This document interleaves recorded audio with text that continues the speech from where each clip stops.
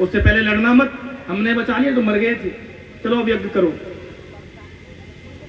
फिर क्या था, राजा बलि ने एक से एक यज्ञ किए। उधर देव माता अदिति रो रही है क्योंकि देवता श्री के मद में भर गए थे। मैया देव माता अदिति दुखी है, मेरे बच्चे भटकते फिर रहे हैं, मैं क्या करूं। तो कश्यप जी ने कहा, देवी पयोव्रत करो जो फाल्गुन में किया जाता है। मां अदिति ने पयोव्रत किया, उससे प्रसन्न होकर भगवान ने कहा, मां मैं स्वयं तुम्हारा बेटा बनकर आऊंगा। अदिति के गर्भ में प्रभु पधारे और भादों के शुक्ल पक्ष की द्वादशी में भगवान बटुक वामन बन के पधारे हैं। बोल वामन भगवान की।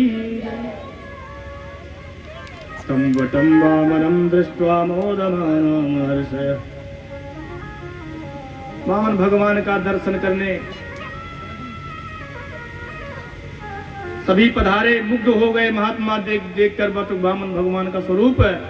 धूमधाम से जो ब्राह्मणों का जनेऊ यज्ञोपवीत संस्कार होता है वो किया।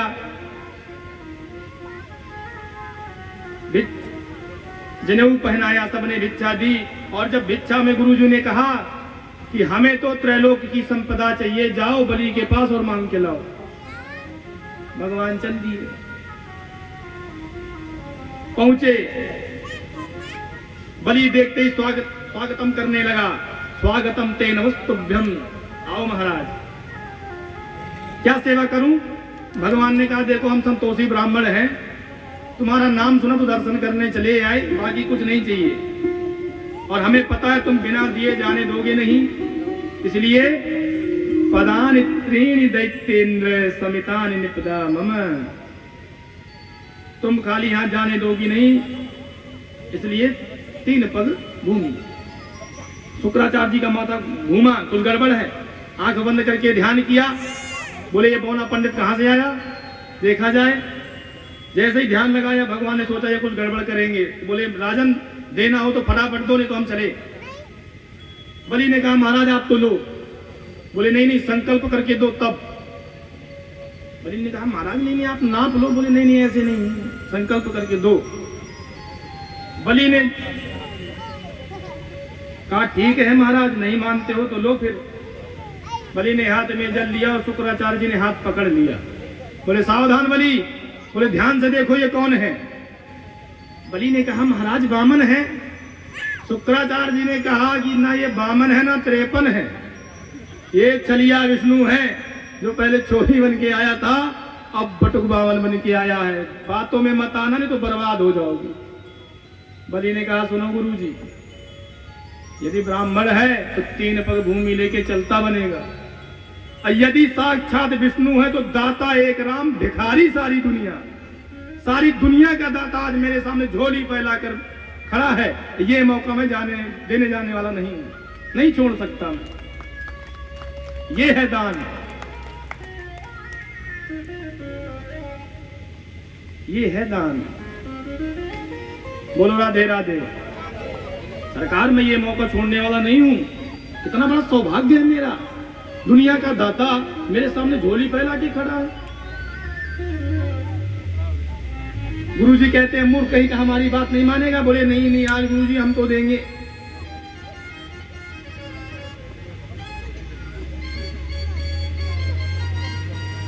गुरुजी गर्मी पकड़ गए। बोले मूर्ख कहीं का, तूने मेरी आज्ञा नहीं मानी, श्राप देता हूं, तू शीघ्र ही अपनी लक्ष्मी खो बैठेगा। वामन भगवान बोले, देखो देना है तो दो, तुम यह गुरु चेलत झगड़ा मत करो, देना है तो दो। बोले नहीं नहीं सरकार आप तो लो। भगवान जैसे ही संकल्प के लिए हाथ में जल दिलाने लगे तो गुरुजी जल के पात्र में घुस के बैठ गए, जल ही रोक दिया।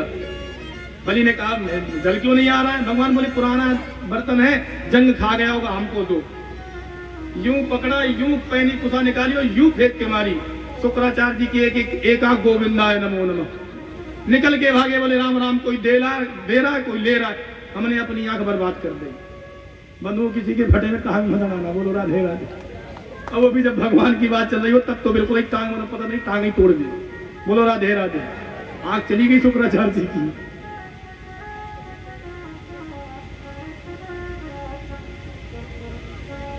जैसे ही संकल्प करके भगवान ने छुड़वाया, फिर तुरंत भगवान ने अपना विराट रूप दिखलाया। बोल विराट भगवान की। एक चरण में नीचे के सब लोग नाप डाले और दूसरे चरण में ऊपर के सब लोग नाप डाले। अब बलि बोल तीसरा चरण कहां रख। बलि हाथ जोड़ के बोला, सरकार धन से बड़ा धनवान होता है, धन तो आपने ले लिया, अब इस धनवान को भी स्वीकार करिए, ये तीसरा चरण आप मेरे माथे पर रखिए। बोल भक्तवत्सल भगवान की। भगवान प्रसन्न हो गए, बलि तेरे जैसा दानी दुनिया में कोई नहीं। भगवान प्रसन्न हो गए। भगवान बोले, मांगो क्या चाहते हो। बलि कहते हैं, भगवान कुछ तो नहीं चाहिए, कुछ भी नहीं चाहिए, पर अब ये चाहिए कि आपको इसी तरह देखता रहूं। ऐसे हैं भगवान बंधु, जिसने देखा वो कहता है बस देखता रहो। ऐसे है परमात्मा। अभी ये विग्रह हैं, देख लो, इन्हीं को देख के जब इतना भाव मर जाता है तो सोचो अगर साक्षात आ गए किसी दिन कि अम्मा कुछ बनाओ मालपुआ वगैरह, तो अम्मा का दिमाग काम करना है बंद हो जाए। कहा करना, ऐसे इतने प्यारे हैं। भगवान ने कहा, सुनो, आगामी मनवंतर के तुम इंद्र बनोगे, अभी से रिजर्वेशन कंफर्म, और हम तुम्हारे द्वारपाल बन जाएंगे, सो आते जाते दर्शन करते रहना। ये है देने का तरीका। भगवान कहते हैं हम तुम्हारे सिक्योरिटी गार्ड, वो द्वारपाल बन जाएंगे गेट के, सो आते जाते दर्शन करते रहना। ये भगवान के देने का तरीका। सपरिकर भगवान को लेकर के बलि सुतल लोक में प्रविष्ट हो गया। 3-3 महीने की तीनों देवताओं ने अपनी अपनी ड्यूटी, 4-4 महीने की तीनों देवताओं ने अपनी ड्यूटी बांट ली, और अपनी 4 महीने की ड्यूटी देके भगवान जब वापस लौट जाते हैं तो देवोत्थान एकादशी कहलाती है। तो जब भगवान जब चले जाते हैं तो बैंड बाजे नहीं बजते हैं, शादी विवाह नहीं होते, क्योंकि अगर ठाकुर जी नहीं है तो बैंड बाजे कैसे बजेंगे। और जब भगवान लौट के आते हैं तो बैंड बाजे बजने लग जाते हैं। वो देवोत्थान एकादशी कहलाती है। मंगलमय मंगलम भगवान विष्णु के बिना मंगल महोत्सव कैसे बनेगा। श्री सुखदेव जी कहते हैं, इस प्रकार से भगवान ने विविध मनमंत्रों में विविध अवतार लेते रहते हैं। एक बार सत्यव्रत मनु की रक्षा करने के लिए भगवान ने मत्स्य अवतार लिया। बोलो राधे राधे।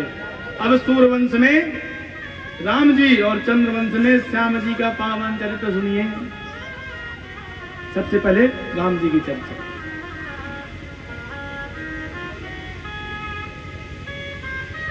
श्री रामचंद्र जी की चर्चा थोड़ी सी करते हैं। भगवान नारायण के नाभि से कमल, कमल से ब्रह्मा के बेटा मरीचि के बेटा कश्यप के विश्वान के पुत्र शारदेव मनु की श्रद्धा नाम की पत्नी से एक बिटिया हुई, पर राजा ने कहा बिटिया नहीं चाहिए, बेटा चाहिए। वशिष्ठ जी ने बिटिया को ही बदल के बेटा कर दिया। जो काम आज वैज्ञानिक कर रहे हैं वो हमारे ऋषियों ने बहुत पहले करके छोड़ दिया था। बोलो राधे राधे। पर आज जब करके दिखा रहे हैं ये, तो विश्वास होता कि नहीं, तब कहते हैं कि नहीं हमारे शास्त्र जो कहते हैं हो सकते हैं।